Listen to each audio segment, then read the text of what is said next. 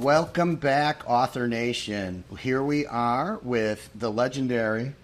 You didn't know you were legendary. I didn't know that. Yes, you are. Ricardo Fayet of Reedsy. Well, thank you for having me, legendary Joe Solari.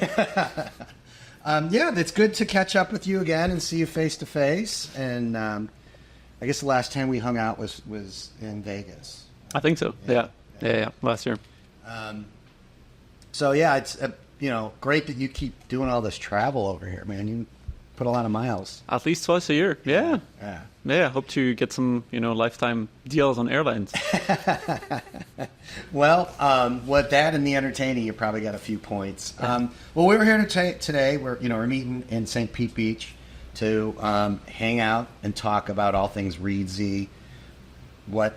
For those of that are watching that don't know what Reedsy are, we'll talk about that. But then we'll go into a lot of the cool things that you guys, because you're constantly developing stuff and coming out with new things to help authors build their team. And I hope at some point, because I know this is something you spend a lot of time talking about, is thinking about, for the community, how they can think about building their team.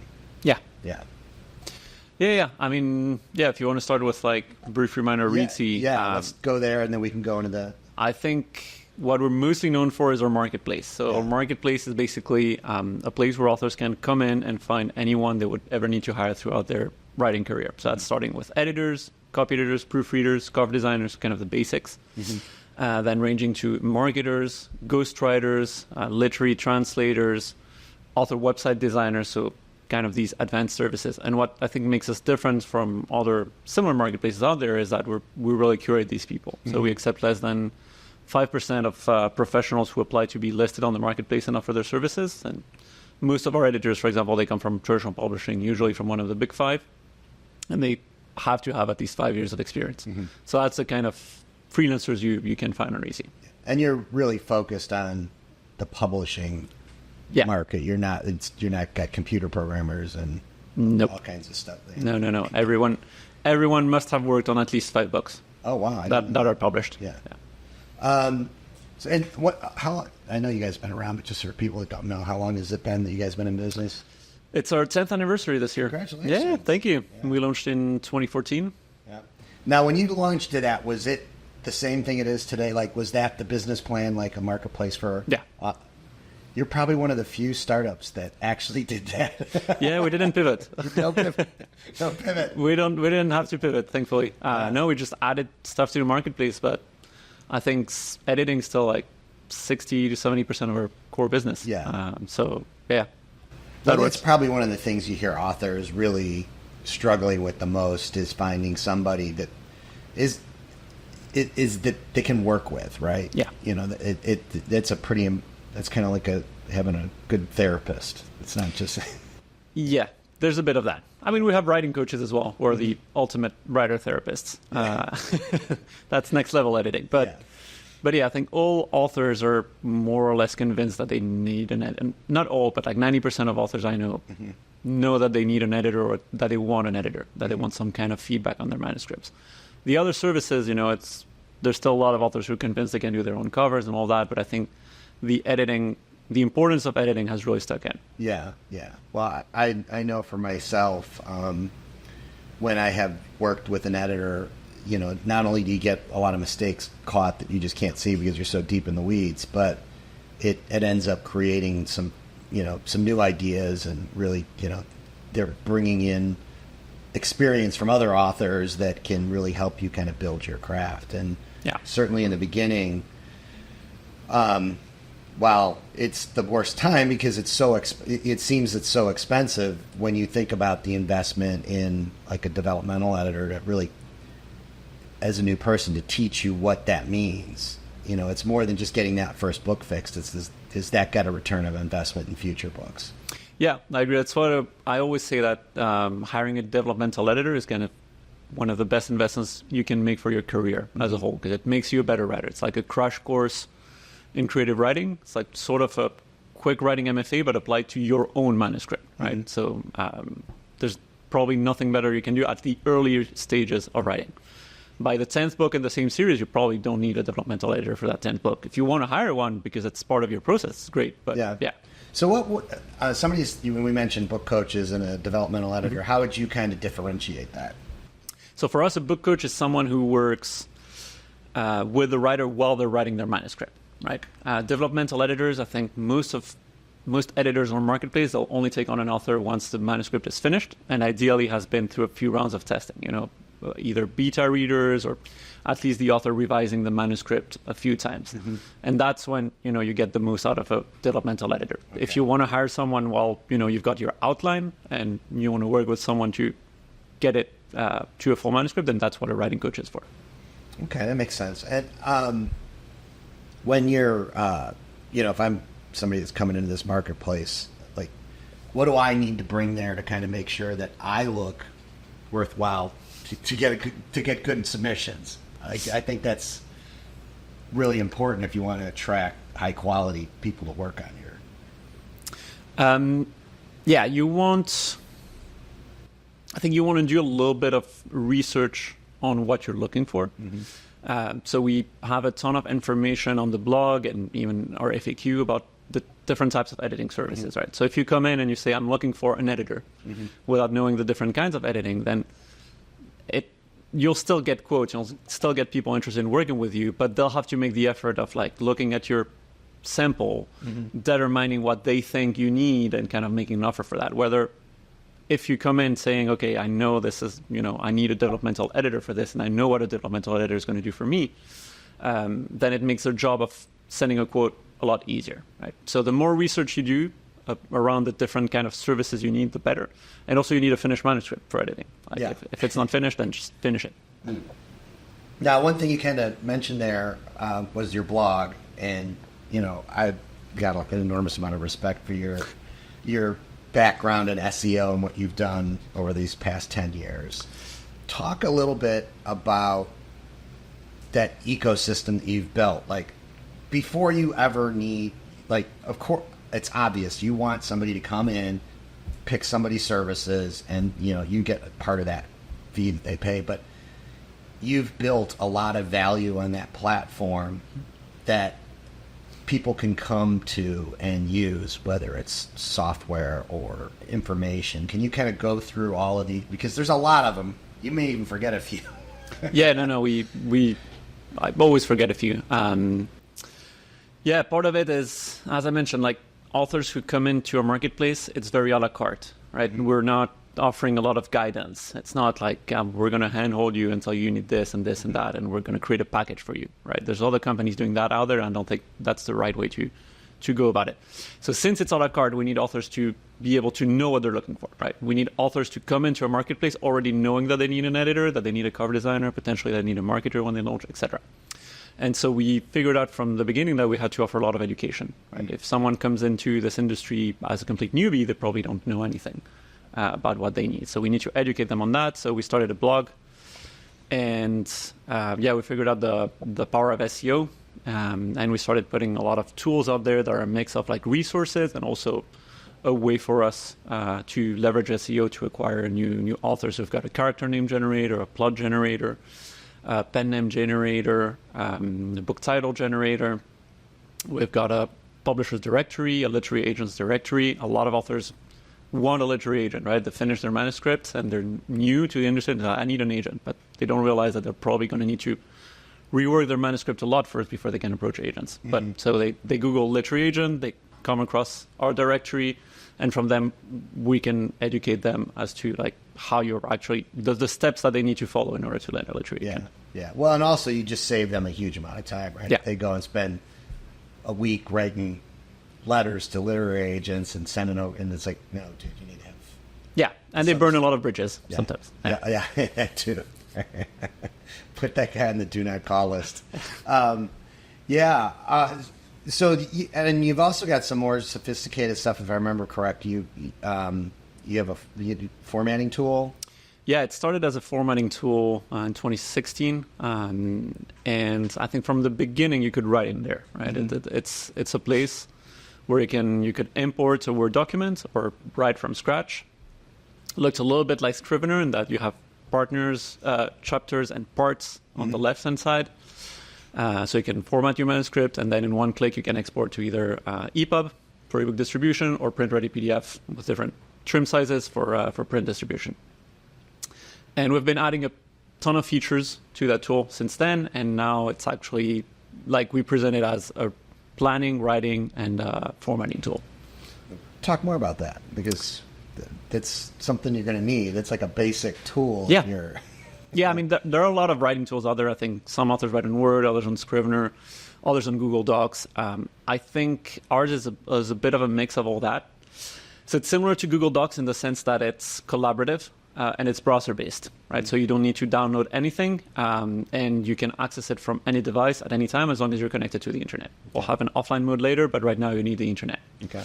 So you access it from your browser, and you can work in your manuscript, and you can share your manuscript with anyone else. So you put in an email address that you share the manuscript with, they create the Reedsy account, and they can write in real time. So you can be in 2 different parts of the world working on the same manuscript, even in the same chapter, in the same time. It works really well. Google Docs has a tendency to crash after 80,000, 100,000 words. If you write in real time in there, our tool uses a different kind of technology, so it doesn't crash. It's made for that kind of long form writing.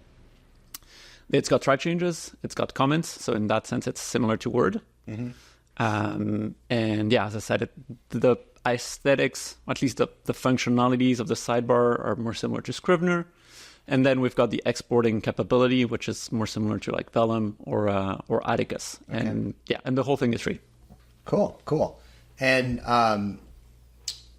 what an author, this is something that you could go right from that place into of course you want to have it edited, pretending in our little scenario here that brought an editor in, like you're saying, I'm assuming if I approve an editor, you can bring them into that particular document, they could work right in that. Yeah.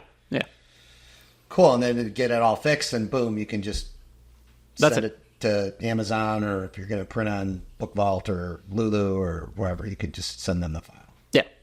Yeah, that's it. The idea was to create an all-in-one tool, so you wouldn't really have to leave it. Now, if you want to format on Vellum for whatever reason, because they do have some capabilities that we don't have in the tool, mm-hmm. then you can just export a docx and you load that up on Vellum and you format on there. But at least you have the option to do everything in one place. Okay. So, this might get into a little touchy stuff, but with AI coming out and mm-hmm. more and more people using it for more and more things, how are you seeing that impact the community of vendors that are on your platform that are looking for work? And are any of those folks offering services that may include AI? Yeah, that's a good question. So far, we haven't seen any real impact of AI. So we're still growing at the rate that we used to be growing. I'm sure there are authors out there, doing their covers with AI and doing their editing with AI, and we're going to see more of that. I also anticipate some service providers to start incorporating AI into their workflows. Mm-hmm. I mean, some copy editors, they already use macros in Word to do part of the job. So from that to using AI to do part of the job as well, it's a small step. For cover design, we're definitely starting to see some cover designers using AI. And so for that specific service, for design in general, like on illustration, etc., we set up a policy that basically relies on 2 main things. The first one is transparency. If you're going to use AI for anything design related, you need to let the author know. Mm-hmm. And the second one is you take responsibility for the deliverable being copyrightable, or at least licensable. Yeah. Right now, if you generate an entire image just with AI and you give that to the author, it's not copyrightable. Mm-hmm. Right? I think, at least according to the latest regulations. So if you use that as part of the image, or you then retouch it sufficiently, it's basically up to them. But they take the legal responsibility to deliver something that is copyrightable or licensable. Yeah. I know that's not just an issue with your folks. The authors that are out in the indie market looking for people, that's something that they should be aware of. How are they making these things? Does it not? And this isn't about getting into whether you're into AI or not. It's about, can you then go bring that product and commercialize it and have the rights to commercialize it over Exactly. and over, right? And that's always been an issue. Like, sometimes other authors I didn't realize that I had to, I didn't license my book cover for being on T-shirts, right? Yeah. And I got to, if I want to do that, the guy wants more money. Well, of course he does. Yeah. Yeah. There's been a lack of education around, I think, licenses, especially when it comes to design. And with AI, it just makes it a little bit harder. But there's the same thing as with stock image. Yeah, if you use a stock image on my cover, you need to make sure that, I either own the rights to the cover or I own a commercial license to it. Yeah, I had a client that had some issues with that where they thought everything was clean and it wasn't.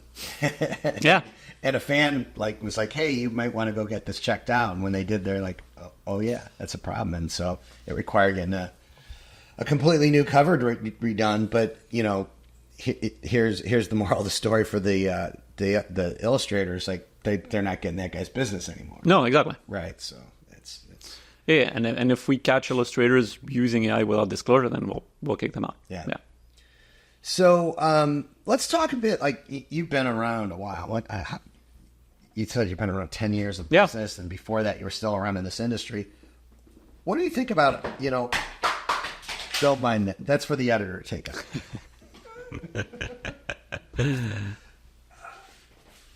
That's why you end up with a lot of chargers. No kidding. Yeah. You should have. There we go. All right. So where was I going with? Oh yeah. So I'm just interested to hear where you've been through a few phases of this industry. Like a lot of people are concerned about what's going on, right? And whether it's AI or post-COVID slump, or we can go on Facebook and lose our minds over all the different reasons why people think there's shifting in the industry. But for somebody that's been around for a while and seen a lot of change, kind of what's your feeling about what the market today and where you see things going? Well, I was looking at the presentation by Alex from Chaolytics, I think this morning. Yeah, this morning. And he was showing the growth of the KDP, the KU Global Fund, right? Mm-hmm. And it's double-digit growth, more or less like between 15-20% for the last 8 years since it started. And it hasn't slowed. Like the growth of the fund itself hasn't slowed. And it's probably one of the only industries that keeps growing double-digit year by year, right? So I think we're pretty lucky to be in that kind of situation. And obviously we get easily worried, this COVID that happens, how is that going to impact? Well, it turns out there's even more readers than ever, especially in international markets like France, Italy, Spain. Everyone starts reading on their digital devices, so more ebook sales in those countries. Great. Pandemic, it is over, so we expect sales to go down, and Booktop comes up, right? And Booktop makes a ton of authors super famous and builds entire careers on the back of that. What's happening after that, I don't know, but I keep seeing growth in the industry. I keep seeing more and more authors out there making it to a full-time living, which is, I think, the main goal when you start writing, and more authors making it to 6 figures or more. So I don't see a slowing industry at all. Yeah, I remember when COVID was really just starting to roll in and things were shutting down and it was getting crazy. And I took all my clients and we did analysis on, like a shock analysis on their business. Like what happened if you would lose 20% of your sales, and most of them were, some of them, they may have needed to cut some of their lifestyle, but most of them are going to be okay. But never was I thinking that was going to be the other way, that their business wasn't going to drop by 20%. Like that it was going to grow by 30% or 50%. Now, saying that, and I've looked at these charts, you had this, it's like anything. Yes, generally speaking, it's up and to the right, but it went up, then it went down. Yeah. And then now we're at a point where it's really just kind of back to that growth rate that it was doing. But that upset, the problem wasn't the upset. The problem was if you expected that to keep going. Exactly. Yeah. Yeah, I mean, it might have kept going if we were still locked up. Yeah. Right. But thankfully, we're not locked up anymore. So the growth slowed. I mean, the same thing happened for us. Like the first week of COVID, we're not panicking, but thinking, okay, like we're closing kind of a fundraising round, like some kind of secondary fundraising, and we're like, okay, we need to close this as soon as possible because we don't know what's going to happen. And then there was an option for a second part, and after a year, we're like, no, we're never going to exercise that option because we had record growth in those years, and obviously afterwards you cannot expect the record growth to continue, right? It slows down, but that's normal. You reap the benefits while you can, and then and I think to your other point about there's more as a gross number, there's more millionaire authors, there's more authors that are making six figures, there's just more authors, right? The percentage of that curve, which is a power law curve, is as a percentage basis is always the same, but the point being, your chance of success is the same, but it's easier than it's ever been in the sense of more people get that opportunity. Like, 10 years ago, 15, 20 years ago, you couldn't have gotten that shot. And, you made me think about how we can look at these different events, and they eventually run out, right? Like you mentioned Book Talk, but like back when people were first coming on to Kindle Unlimited and figuring out Facebook ads, right? Like, I can run some Facebook ads to my Amazon page, or I could get a BookBub, right? Yeah. I know I've got clients and friends that, a BookBub in 2014 made their deal, right? That brought them to full-time, right? And now that would never do that. No. Right. But there's now these other things, right? So there's like these things are going to die off at some point. It's like, what's the next thing? They're always going to be the next thing. Yeah. So far, there's always been the next thing. So I'm positive that there will always be a next thing. Yeah. I think one of the big worries was like with YouTube, TikTok, Instagram, etc., that the younger generations were going to stop reading. Right? I think that was one of the big fears, and we're seeing the contrary. Like one of the biggest trends on TikTok is Book Talk, and it's actually young people buying print books, special edition print books, to read them. So I'm not worried at all about like the book market. Yeah, if you had asked me just 4 years ago that where you were going to find younger readers coming into romance, and they would never have been at a live event buying physical product, and to be able to see that authors in certain genres that they used to be, all my readers are old. It's like, not if you go over here and do this. They're like, that's their grandma. Yeah, you could have grandma and you could have the grandkid and your same reader. And, grandma may be the one reading on Kindle. The grandkid is reading the book. Right? Yeah. Like, what world are we in? What portal did we pass through? No, it's crazy. And even at these conferences, I see more and more like young authors. Yeah. And that's really cool to see, because obviously they're writing to the trends that the younger generations are reading. And they're doing these special editions, and they're doing all that. They're on TikTok. Yeah. Well, and that's the thing that Damon and I were talking about, the shift in direct sales, and not just thinking about it from the perspective of, oh, well, I'm tired of this particular sales platform and what they're paying me, so I'm going to go just take all my stuff and go do this. It's like, no, it's this whole different concept of how you have creative control of the whole customer experience from the first ad they see to when they land on your store. And are you selling, limited edition books with sprayed edges and gilded corners and making money that way? Or are you, just selling, souvenirs and swag? It doesn't, like, if you go over there, your buddy Franklin Horton has got a bunch of his stickers. Right? He does, yeah. And, that started out as, just something for some fans, right? Yeah. Just, here, let me throw them in an envelope. Now he's making a couple $1,000 a month selling that stuff. I think even 4 years ago, it was pre-COVID, I think I met an author, romance author at NINC.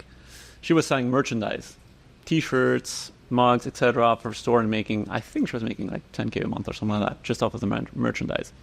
And that's only grown, right? Once you manage to get super fans, you can pretty much sell them anything. Well, and she'll be at Author Nation this year talking about alternate revenue streams. Willow Winters. Yeah.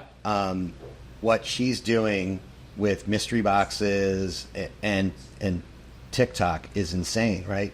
People cannot get enough of watching her pack these boxes up. Like, they want to pay to get a box they don't know what's going to show up. Yeah. Right? No, it's crazy. Yeah, and I mean, and here's the thing is that with that work that she's doing, guess what? It doesn't just lift sales there. It lifts sales every single platform. Because there's some people that see those videos and they're like, oh, that's interesting, but I'm not going to buy a mystery box with wine glasses in it. But I may read one of her books, and I read on Amazon. And they don't click the ad or the tick. They just go over there and they're reading now. Yeah, you want to see what the fuss is about, right? If they're not fans yet, they're like, okay, why has this author got such fans who are going to buy these kind of things? Yeah, and I mean, it's like you said, like the fact that, you know, really before COVID, that wasn't even a thing. No. Yeah. No. Things change very quickly. Yeah. Suddenly you've got AI, suddenly you've got direct sales, so things change, very quickly, but I think for the better. Like, the direct sales thing is amazing. You see what Brandon Sanderson did in the past few years, it's just mind-blowing. Right. You know, and while I remember talking here to some people about that, and they were like, well, he's Brandon Sanderson, blah, blah, blah. And it's like, what you really have to stop and think about is that what happened when the second Kickstarter, not the one for the 10-year anniversary, but the one where he did the audiobooks and hey, this is what I've been doing during COVID. Yeah. That did the 41 the surprise projects, yeah. Yeah. That wasn't a $41 or $44 million Kickstarter. That was the creation of a $500 million mailing list. Yeah. Right? 100,000 names that bought that stuff from him. His publisher doesn't have that. No. Like, no. Yeah.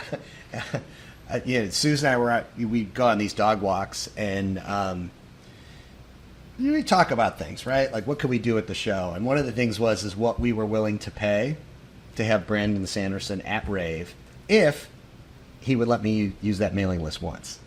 Right. How did that work out for you? Well, I haven't asked yet, but okay. We were talking about the number, and we both agreed on it would be a significant value we'd be willing to pay. I agree. Right? I mean, I'd be happy to sponsor quite a bit to get Brandon Sanderson at the event for sure. Well, let's make that let's manifest that. That's it. Because you know, one of the things we've been doing with Rave is we've been running this marketing program. We've been running it for close to 3 months now. It's really starting to hum, but we're able to go and look for readers that are but when we look for a reader, we're looking for somebody that's willing to pay $25, $250, or $500. Yeah, because I can spend more to get that person, and when I get them, I know because of the premise of the show, we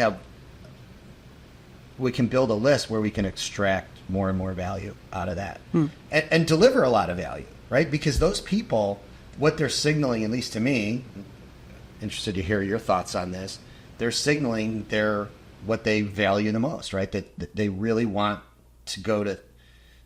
Reading or listening means so much to them that they are willing to get out of their house, go to an event, meet these people, and spend that kind of money. Yeah, no, absolutely. And we're seeing more of that with the rare events as well. Like more authors going to more readers going to events and purchasing signed copies and all that. And I didn't really think that was possible either. Like, I didn't foresee that coming at all. Yeah. So yeah, those names are definitely worth quite a bit of money. Yeah. Well, and I think part of it is, and this gets to one of the detriments of subscription services, that fans realize they don't really own anything, right? So like, they care so much for these characters or the stories or the author that they want to, they want to have something. Like, you don't need both the leather-bound book that, quite frankly, you're never going to open up, right? Like, if your kids touch it, you'd Yeah. scream at them. That's about something else, right? That's about, or a coffee mug. I've said this on a bunch of different podcasts. Like, no one needs another coffee mug. No.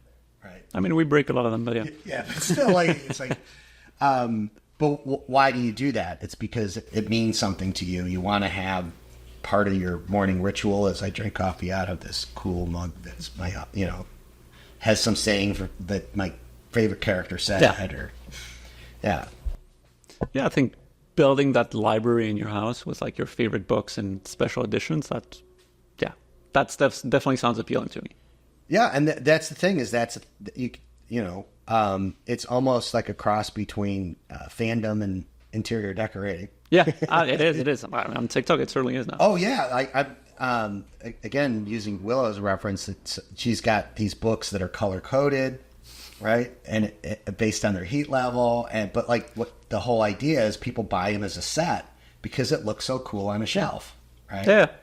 And do they read them? They've probably read them already. Yeah. That's what I try to buy like special editions of books that I have not read yet, but I know the author, like Brandon Sanderson, for example. I'm going to buy anything from him as like special edition hardbacks because I know I'm going to enjoy it. Yeah. But otherwise, I'm not going to take a chance on an author I don't know yet and buy a special edition or even just like a normal edition hardback of theirs. I'm just going to buy either the Kindle or the paperback, and if I like it, then I'll invest into, the hardbacks from my library. Yeah, and I know with like Michael Sullivan's Kickstarters, like if you buy the special ones, he just gives you the ebook. Yeah, he knows you're not going to read the fancy book. No, exactly. Yeah. And I like what Brandon Sanderson did, like giving the ebook, the hardback, and the audio. Yeah, right, because that's sort of what publishers should be doing. You start reading, I don't know, like at nighttime, I don't want to be reading with a lamp, so I read on my phone. And then if I'm walking the dog, I might want to be able to continue, listening to the book. So I switch to the audiobook. WhisperSync works pretty well for that, but you don't get the hardback as part of, WhisperSync. But I think, there's definitely some value in that for any author running a Kickstarter of like doing, you get all the formats. Yeah. I wonder if that's something that Damon does in BookFunnel. I wonder. We'll talk about feature Damon. Cool. Well, man, it's been great to have you on. What else do you have that you want to let people know about that's going on now? We talked about your writing tool. No, that's the main thing I think we're working on right now. We'll introduce premium add-ons for the writing tool around the end of the year, hopefully, not for really existing features like the existing stuff, and that's a lot of it is going to remain free. Mm-hmm. But we're going to add some cool features like dark mode, offline mode, advanced statistics, stuff like that, and that's going to have like premium add-ons just for us to be able to monetize that, because right now the server costs are getting pretty big. Like there's probably 40 to 50,000 authors who write at least 10K words monthly in there. Oh wow! So costs are starting to add up. You forget somebody's got to pay that electric bill. Yeah. All right. Well, you want to share with folks anything special about what you're going to be doing at Author Nation? Sure. I'm going to be doing a presentation on the power of search engine optimization. Mm-hmm. So we've got a bit of experience with that at Reedsy, and I'm going to apply that to authors. So looking both at Google, Amazon, other search engines as well, to take a little bit of a look at how they work and how you can harness them, and also look at like how AI is impacting that, and try to predict a little bit like what is search going to look like 5 years from now. Yeah. By the way, Ricardo's the guy I ask questions when it comes to SEO. Like, seriously, I know you're a little, it makes you a little embarrassed, but it's true. I've watched what you've done. I've been behind the scenes in Ahrefs and know what you guys are doing. We've done well. I mean, some core updates weren't very kind to us, but now we're recovering. Yeah. Well, that happens. Yeah. All right. Well, I think you're also going to be picking up a few drinks at the think Story so, Final. The Story Wars Final, we're going to sponsor a little cocktail party. Yeah, we're excited about that. I'm really excited about the Story Wars Finals. I think that's a great addition. Yeah, it's really getting to be fun. And it's one of these things where I personally was a little miffed that more people didn't get it, but it's like when they see it, especially when they see it live. Yeah. Like I think that's just going to be like. I was talking to Damon because he sponsored a team, and he's like, this is going to be bigger than karaoke, like because it's kind of like karaoke, but in something that writers really love. You're writing, it's fun, and having it done it, I would like when we did our dry run to test all the technology it's like, okay, all of us are going to do it. You have a smile on your face the whole time, like just the stuff that comes up, and it's a blast. Awesome. Well, I'm looking forward to it. All right, man. Well, we'll see you there, and we'll let you get back to the beach. Sounds good. All right. Bye.